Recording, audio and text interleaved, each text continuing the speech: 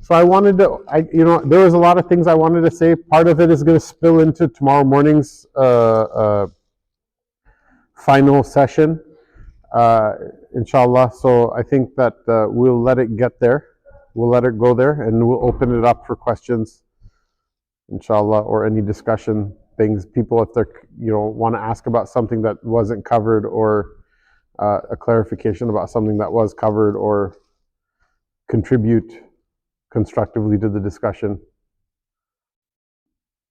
Otherwise, I can continue as well. I just don't want to run the bulldozer over what is a workshop. I mean, we're here to talk about how we're going to talk about things, how we're going to think about things. So if anyone has anything they want to bring up, or confused about, or ask about, or say something about, or whatever. Someone is any hands on the sister side? So one of the things oftentimes that people will point at as well with regards to, because what will they do? Again, this is the model, right? Any place in the sacred law where men and women are not identical to each other, they'll say this is automatically some act of oppression against women. So what are the low-hanging fruits? So we talked about one of them is that women don't pray during their menses. What's another one? Another one is how come women get, we talked about hijab, right? Although there's a lot more to talk about there, but we at least, we started the discussion. Inheritance, that's the next thing I wanted to talk about. But, just to say another thing about hijab very quickly, inshallah, there's a documentary you should be able to find on YouTube for free. But if you don't, you can find it at a public library or something like that. It's called Century of the Self. It's I think a 3-part documentary. It's a relatively long documentary.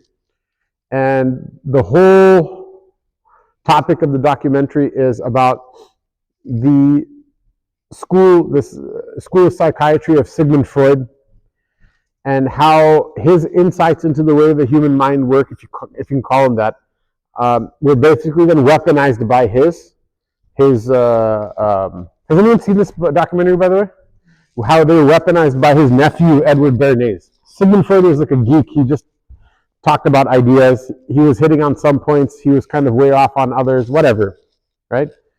He's the father of modern psychoanalysis, talking through, what do you see in dreams, symbolism, things that you're talking through your feelings about events in the past in order to somehow help a person work through their psychological problems. His nephew, Edward Bernays, took the insights that his uncle seemed to have uncovered in his practice and basically weaponized them. And from Edward Bernays' kind of weaponization of his uncle's work comes the modern discipline of what they call PR, public relations, which is basically a fancy way of saying propaganda. It revolutionized a bunch of stuff in human society. It revolutionized politics because basically he would sell his consulting insights to politicians who wanted to get the electorate to look at things a certain way or vote a certain way. How is it that you can provoke people's, basically the whole idea is that a person has weaknesses.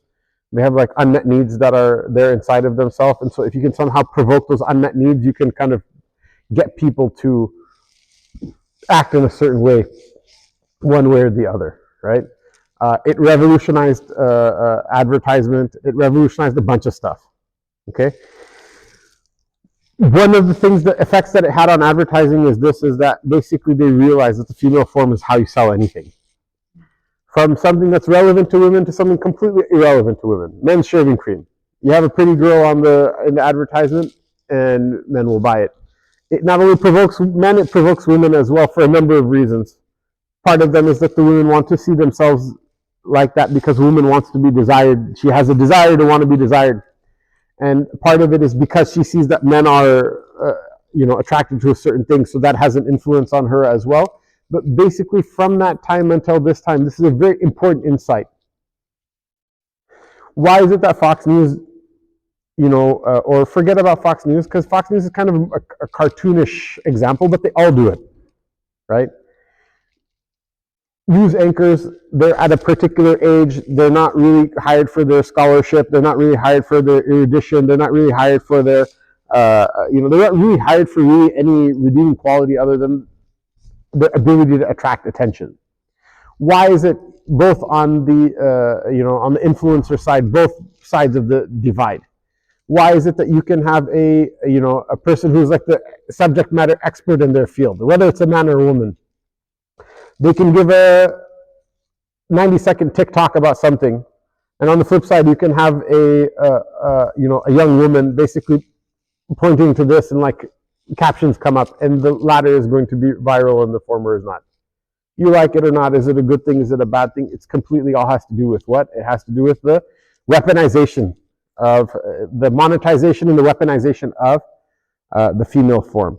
And I feel like this civilization has a certain amount of baggage. They have a certain amount of kafara, like expiation they have to do because of their ill treatment of women. But then on the flip side, there's a weaponization also of this feeling that somehow or another, as a woman, you're not, as a woman, this feeling of insecurity that you're not like fully treated like a human being until you become a man. And what the dividing line, the border between these two things is not very clear. So for example, right, when we want to bomb the smack out of Gaza, it doesn't matter, men, women, will kill all of them. We'll bomb the maternity ward. It doesn't really matter, right? But when we want to invade Iraq and Afghanistan, it's because we want to liberate the women. This is not only a hypocrisy. The hypocrisy, we can laugh at the hypocrisy, but there's something very deep-seated in it, which is the idea that what? If half of your electorate is women, and the other half of the electorate is going to be swayed at some point or another by considerations with regards to their well-being as well. And this is an emotional issue. It's something that's deep-seated, and it's something that's more deep-seated than a person's consciousness. That it provokes a type of reaction in a person.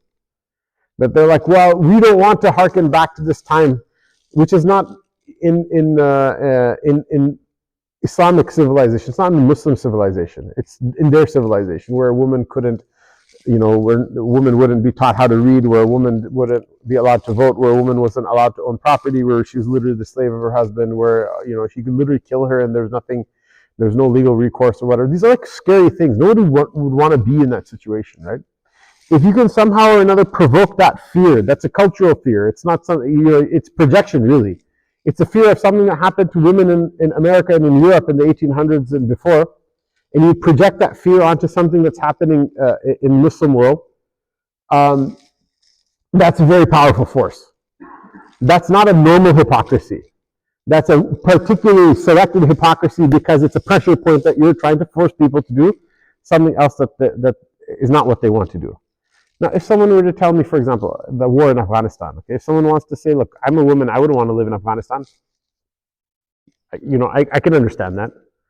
If someone were to say, well, I don't think the Taliban are fair to women, I could understand that as well. But to say that, for example, Afghan society is like hates women, which is what people say, this is completely nonsense. Okay, how do I know? I actually visited Afghanistan like a little bit, I would say a year and a half ago or so. This kurta that I have, it was tailored in Kabul, and I visited. People are like, why isn't it illegal? It's not illegal. You can go. It's not super easy, but it's not super hard either. And it was actually I had a really cool time. I had a fun time over there. So is it true that the Taliban like closed women's universities? Yeah, kind of. It is true. Is it true that all women's education was shut down? No, but okay, fine. If you're a woman and you're like in med school and your med school gets shut down, in the middle of med school, I could see how it would be off-putting to you. And if I was in charge of Afghanistan, which I definitely am not, or if someone who is in charge of Afghanistan cared about my opinion, which they definitely don't, I would probably say like, yeah, maybe we don't want to do this part, right? That being said, like we don't want to do this part, right? That being said, if you were to say that Afghan society doesn't respect women, you're completely off base. Time and time again, at every turn, basically, like for example, here, if a woman walks on a plane and she wants your seat, you're like, sorry, I have like 6A is my seat. That's the end of it. In Afghanistan, you get on an airplane, if a woman says she wants your seat, you get up and leave. There's no discussion about it. Like literally, if she has to ask you a second or a third time, like people physically remove you from your seat. You don't take a picture in which a woman is there without her consent. And the problem is not that you took a picture of her. The problem is that she didn't give you your consent. It doesn't work. Anyone annoys a woman in the public sphere even slightly, and it gets very quickly like dangerous for you. I went to a number of places in the country. I didn't get a chance to visit the whole country, but for example, you ever heard of the Muhaddith Ibn Hibban?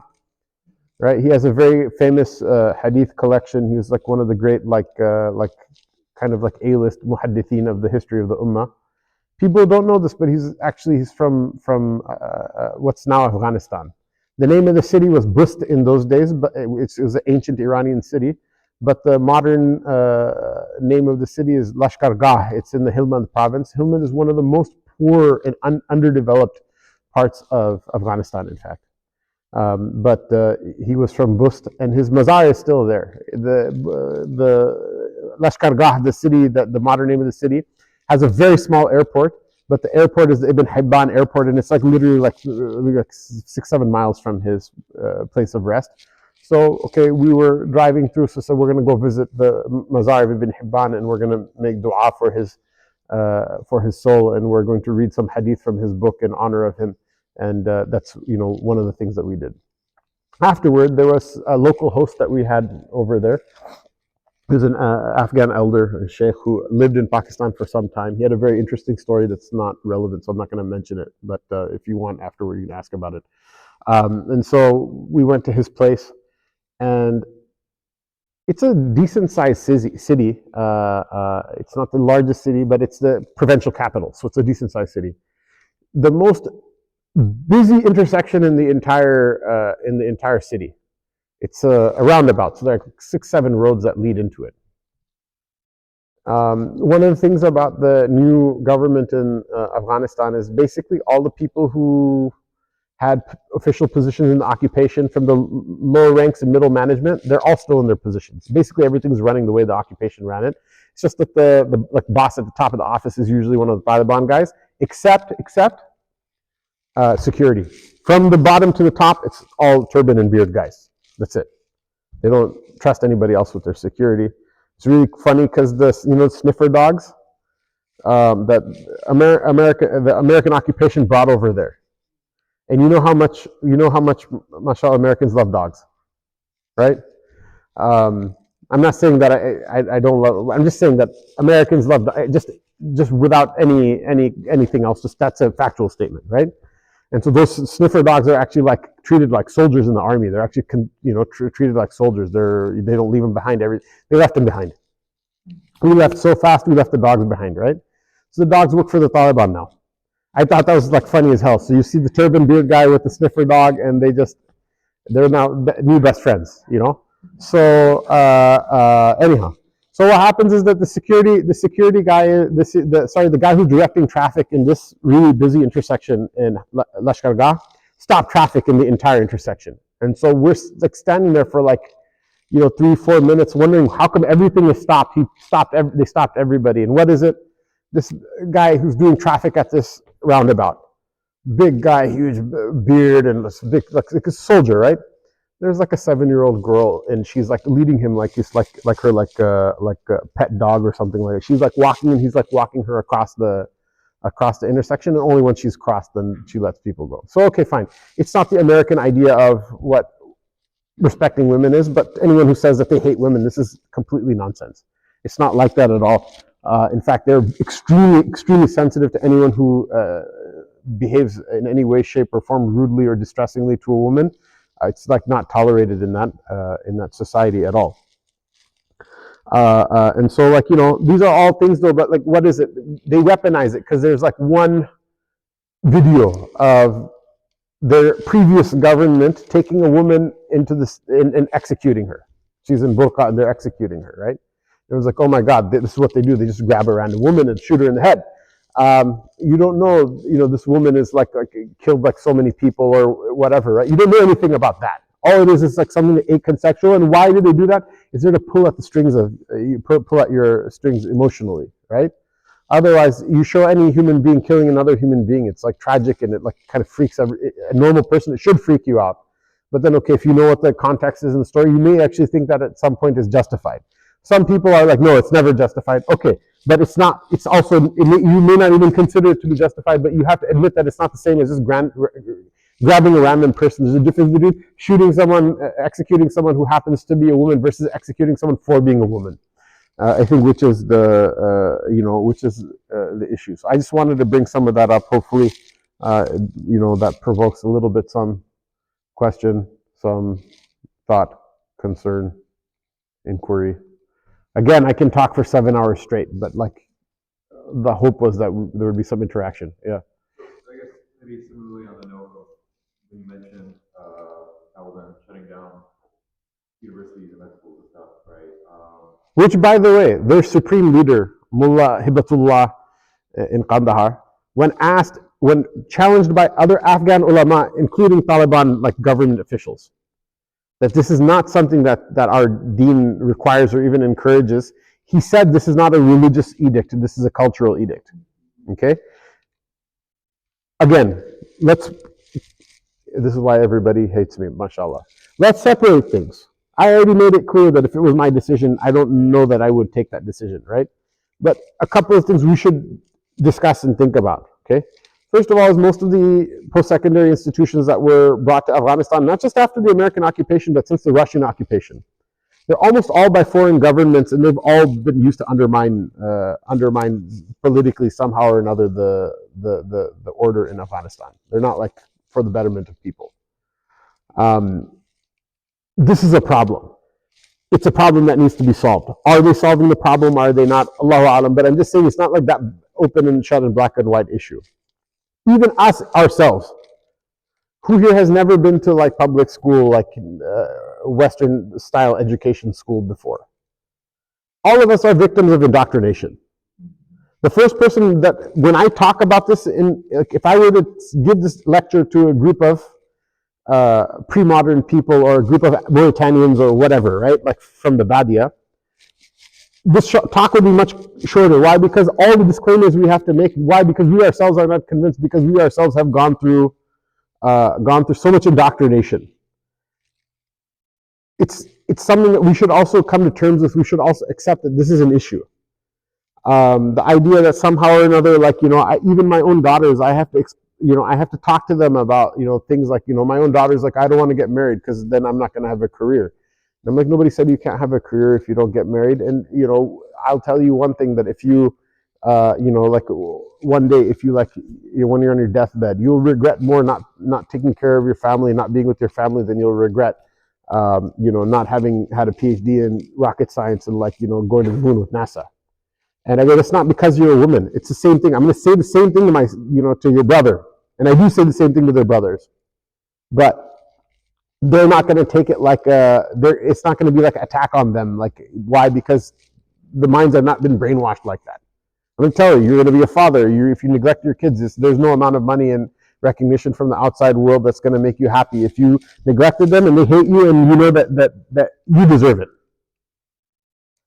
But this is a type of brainwashing that we have to undo, and for whatever reason, it's more difficult to have that conversation with our daughters than it is to have it with our sons. Alhamdulillah, thumma alhamdulillah, mashallah, because Islam deals with actual realities. You know what the biggest breakthrough, because I don't browbeat my kids into like agreeing with me, mostly because I know that it's not going to work. If I could, I would have done it, but I know it doesn't work that way. So you know what the biggest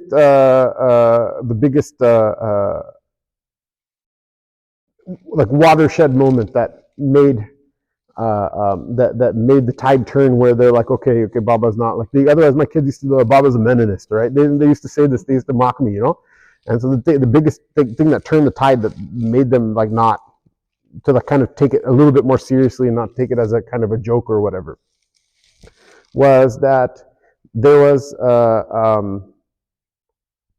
a baby that visited the house. And I'm like, hey, you guys want to go see the baby? They're like, yeah, let's go see the baby. Because it's a baby. Like, who doesn't like a baby except for well, we know who. And so what happens is that two daughters with me, I'm like, who wants to hold the baby first? I want. I'm like, no, you hold the baby first. And then after like 30 seconds holding the baby, and by the way, this is not fair, right? Why? Because the baby, and then it's so cute. And when you actually physically hold the baby, it's like chemical warfare, because the baby actually, who's the doctor here? You confirm, am I making this stuff up or not, right? So the baby actually puts out pheromones that like affects men differently, and it affects women differently. And it's this thing like it's quite physically, there's a reaction like that, a reaction to that's not entirely dissimilar to like an allergy or something like that. That has all these like hormonal like triggers that it pulls and things like that. And so when one daughter is holding the baby and this like waterfall of bliss is coming over her, and I'm like, okay, you have to give the baby to your sister now. It's her turn. Do you want to give the baby? No, I want to hold her, Baba. I go. Imagine that you called me a meninist, didn't you? And they're like still ignoring me. I said, imagine that this is not even your baby. This is somebody else's baby. It's not even your baby. Imagine if it was your baby and they say, okay, give this to a stranger, you got to go back to work. Would that feel fair? Would that be fair? Does that strike you in this moment as like the best thing in the world? And if you don't do that, you're oppressed and depressed and repressed and suppressed and all this other stuff? Like, nah, you kind of have a point, Baba. I was like, okay, you can hold the baby for a little longer. That's okay. Forget about them. That's how I feel. I don't want to give the baby to anybody else. Imagine, that's the whole point. That's the whole point that I'm trying to make, is that there are some things that they're trying to like weaponize this against the person to make them feel bad about it. Okay, you want to be a doctor, go be a doctor. You want to be a nuclear physicist, do whatever you want. But I'm telling you, there are certain things, the way Allah Ta'ala made a man, a certain way, things that the way Allah Ta'ala made a woman, that you're not going to be happy. You're not going to find happiness by looking for it in the wrong places. There is a fulfillment that has to do with learning, and I completely advocate learning for that matter. I told the kids, I said, if you don't go through calculus by the time you're done with high school, I'm not talking to you anymore, right? There's a certain type of fulfillment that comes with learning. Go ahead and pursue that, right? But don't think that somehow or another getting a job for someone else or a piece of paper that somebody else gives you is going to actually make you happier than those things that Allah Ta'ala designed every human being to do. Fine. If a woman, for example, or a man for that matter, right, is not able to have children, then those are avenues and openings, that there are other ways that you can find fulfillment. You're not a completely defective person that has no use in life. If, for example, like, the trigger of like, pheromone warfare or whatever, it doesn't have the same effect. For some women, the attraction is stronger to the children than others. There's some like small percentage that it has no effect on them whatsoever. Maybe you may not want to be like the mother of 10 kids. The Shari'ah allows a path through for that, right? But how do you know if you never even went down that path and like knew anything about yourself? Your default assumption is the way that most people are, that you're not like that. That's a poor place to start from. You start from the normal track, and then afterward you realize something about yourself, that this maybe not, like, I'm not cut out for this or whatever. That's the Sharia has. That's why it has flexibility about all of these things. But the idea somehow or another that even ultimately, even a person, apparently it's much higher rate in men. It's still a minority, but there's much higher rate in men that holding a child is not going to elicit any of this. It's stone cold, no reaction whatsoever. And I think people like that are usually like some kind of psychopath or whatever. But fine, you can have that condition and still not necessarily be like an axe murderer or baby killer or whatever, because Allah still gave them aql, right? A person who's in that condition, they still have aql. They still can understand. Okay, I wouldn't like someone to do this to me, so that's why I shouldn't do it to somebody else or whatever. But the point is that, like, okay, if you're not, if that's not your thing, that's not what motivates you, that's not what attracts you. I'll give you an example. I forget the name of the companion. There's Sahabiya, and it's not that I don't know the name. It's like slipping my mind right now. But it's jarring to travel and be in different places and whatever, and sleep deprived and things like that. But she asked the Prophet sallallahu alaihi wasallam, Ya Rasulullah, what is the right of a husband over his wife? And the Messenger of Allah sallallahu alaihi wasallam said, it's that if he comes to you filled with wounds that have pus in them, and you have to lick them in order to clean them, that you do that for him. He says, Ya Rasulullah, I don't want to get married. Now, okay, people are like, oh my God, look, gotcha. Islam is like, makes women do all these demeaning, horrible things, right? Well, what if it was the other way around? Like, yeah, what's your duty to your, if there was a hadith like this, that what's your duty to your wife is that you, whatever, do such and such, like, completely heroic, self-sacrificing thing. That would be romantic, right? But for, because why? Because we're trained to think of these things as what, like a woman submitting in front of a man automatically is humiliation, whereas a man submitting to his wife is not automatically humiliation. So we allow ourselves to see these things as a good thing. Is it possible that a woman is like that with a husband and he's abusive? Absolutely, it's possible. But it's also like possible that a man can be that sweet to his wife and she's a complete jodel. She's like a complete witch. That happens. And even the sisters that are like, we want to kill me right now for being like the meninist, misogynist guy. But like, when it's just the sisters, not in front of the men, don't admit in front of the men. But when it's just you, you all know someone like that. Or maybe you don't. I don't know. And then you can come at me for that. But in that sense, like, there is this predisposition that somehow or another, even mentioning something like this is automatically, some sort of indicator of dhulm or whatever. It's not. It's not like that. But again, coming back to the hadith, there are some women to whom they're just like, some women to whom this is what they want. This is how they'll be happy. This is the majority of them. There's some women to whom they're not going to be able to. They're not going to be able to do that. The Sharia allows them not to get married. If a woman knows for a fact, like, she has a kid and she's like, oh my God, it's so difficult, it's horrible, I just can't do it. Sharia has room for a woman who doesn't want to have children, or who is not able to have children, or whatever, right? There's flexibility in these things. But, to be sold this idea that somehow or another it's inherently evil or it's inherently good and that's your only option, this is a lie. And to even say that somehow or another you should start in the middle, this is also a lie. Why? Because most women these things will bring them happiness, just like most men, these things will bring them happiness as well. Why is it that, like, all these celebrity stars, they end up getting married eventually, even with the benefits of marriage, they end up just, they usually, and I don't want to give examples in the masjid because they're gross, but like, they'll end up marrying a woman and then they'll screw up and then she'll take them for like, like tens of millions of dollars in court, and he'll still get back together and marry her again. Because he didn't, he didn't learn his, why? Because a man has this thing that he doesn't want to be alone. Some men are okay being alone, most men are not. To say that somehow or another, oh yeah, you can't like get married to a woman because then you're dependent on her. This is stupid. This is like, okay, it is valid in some cases. If along your journey you realize you're one of those guys, then by all means the Sharia has some flexibility that you can live your life like that. Ultimately, there are people, not only from the companions, radiallahu anhum, but from amongst the pious people of the history of the Ummah, even when the Prophet ﷺ emphasized so much the importance of getting married. But there are people who realize that this is not for me, and so they just made their life like that. There's flexibility for it. But this idea, this knee-jerk reaction that somehow or another acknowledging what is like a normal thing that brings a woman happiness, or the normal condition of a woman, or the normal condition of a man, that acknowledging that somehow is like a type of oppression or dhulm.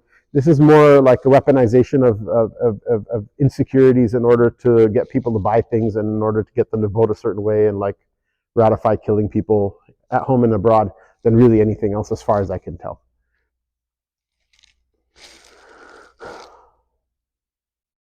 Yeah.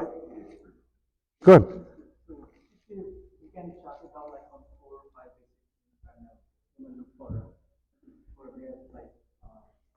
Marriage workshop next year. We'll cover a lot of it tomorrow, inshallah. We'll talk about it. We'll talk about it in a little bit more depth, inshallah. Marriage. I wanted to save things about marriage for tomorrow's morning session. But not to like shoot the question down. It's a good question. It's relevant to the topic, but that one will kind of be a continuation of this one. Sisters, if you want to shoot down something I said or like disagree, this is your chance. Don't say that like this guy like patriarchy like shut me down and like whatever. You have your chance to not only ask a question, even if you want to say something, because it's important that we have honest discussion. And we don't have venues for that, so this is the chance. There's a school of thought that think that women should not be reciting the Quran when they're on the menses. Does that also apply to reading certain ayat for particular purposes, like reading for So I can't give fatwa according to all four Sunni madhabs, but I know that even for a person in janaba, the hukm of reading some part of the Quran with the intention of dua is different than the hukm of reading it for the purpose of recitation, tilawah, as an act of worship. So I can't. I mean, I studied the Hanafi and the Maliki schools, and so I can say that you can read those dua, those wordings from the Quran with the intention of du'as of protection when a person wishes to make them. You can read them, and that's fine. Forget about it in menses, even in janaba. Yeah, but it's different. There's a different ruling because the act of worship, the tilawah of the Quran, the recitation of the Quran is an act of worship. That's a different story. Yeah. So in that regard, does that include, for example, when you talk about where you get Yeah, it includes all those things. Yeah. Or if someone is afraid and like this, so they read Qul a'udhu birabbil falaq, Qul a'udhu birabbin nas with the intention of protection rather than tilawa. That's all of that is included in that.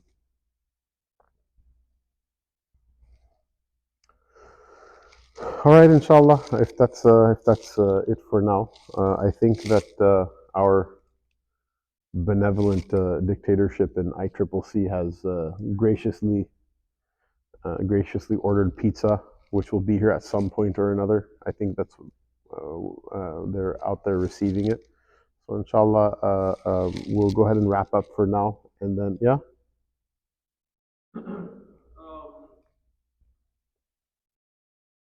You presented, different steps in feminist movement and such, and like the results of it, and the mindsets of where it comes from, how it affects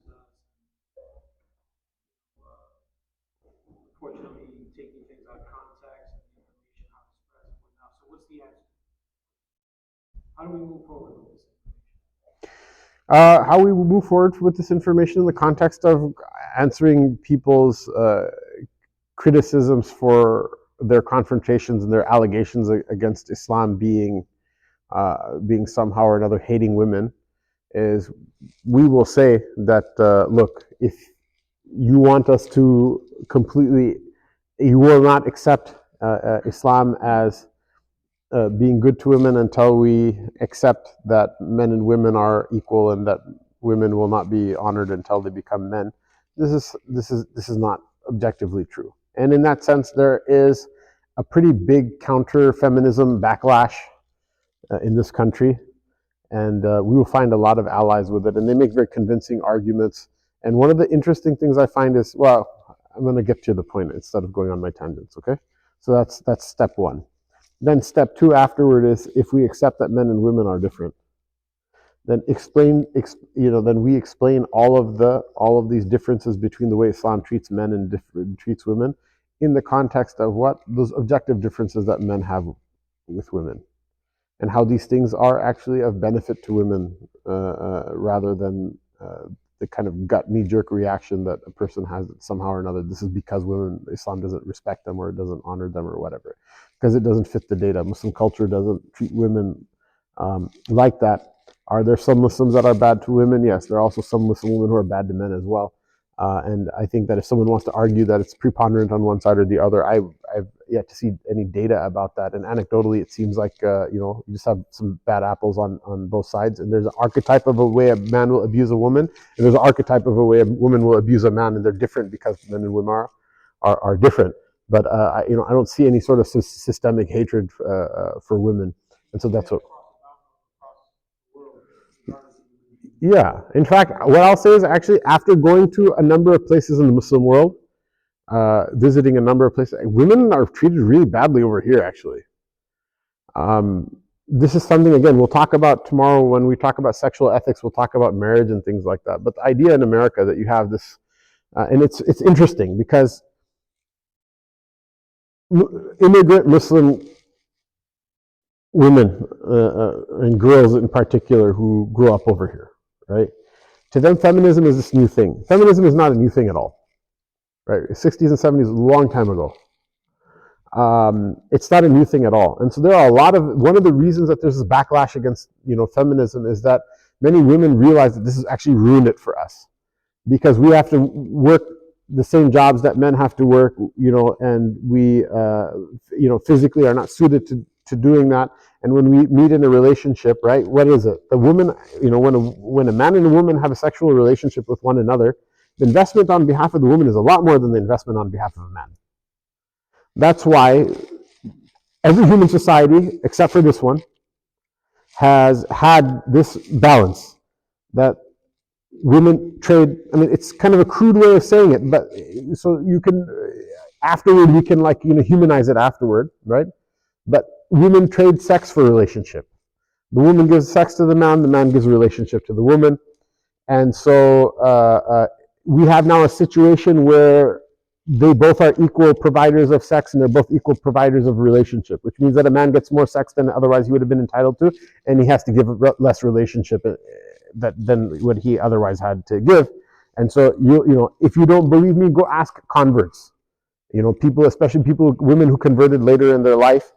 How many women are there out there that they got married when they're 18 and their husband doesn't let them read or write and keeps them chained to the kitchen at home?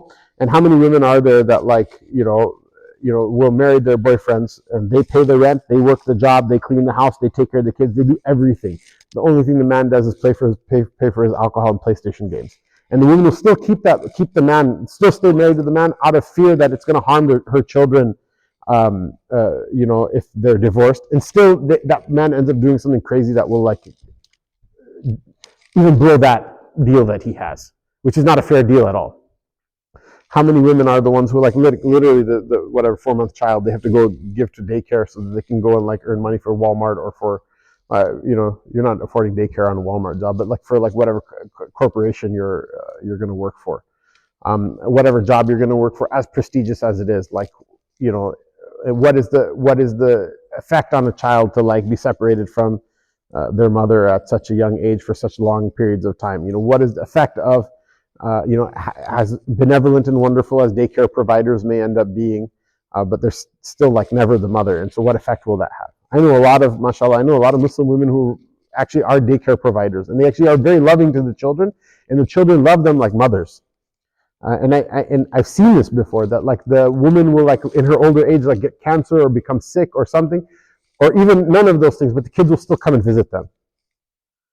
The kids will take care of them. Why? Because it's a bond like a mother. But not every woman is going to provide that for a daycare job, right? I know kids who, white kids and black kids who know Urdu because the daycare auntie is watching Indian movies at the daycare, and the kids literally can speak basic functional Urdu. They're not going to win the Mirza Ghalib Award, but neither are Pakistani and Indian kids either, right? The answer is that if you're telling me somehow or another that this system is actually more advantageous for women, this is not a serious discussion. There are people who still not agree with you, but there are actually a lot of people who will be yeah, you kind of have a point there.